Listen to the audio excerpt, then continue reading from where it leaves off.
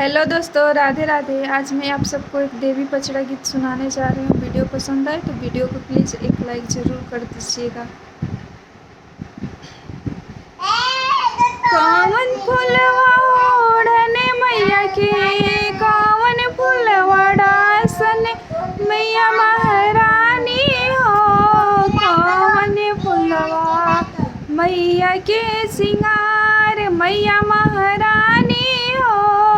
कौन फूलवा मैया के सिंगार, लाल फूलवा ओढ़ने मैया के, लाल फूलवा डासन मैया महारानी हो। पियरे फूलवा मैया के सिंगार मैया महारानी हो।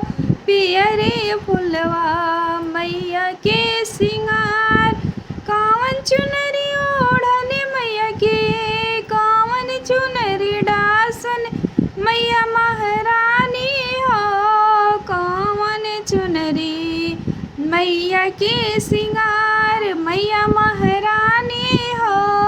कौन चुनरी मैया के सिंगार, लाल चुनरी ओढ़ने मैया के, लाल चुनरी डासन मैया महारानी हो। पियर चुनरी मैया के सिंगार मैया महारानी हो।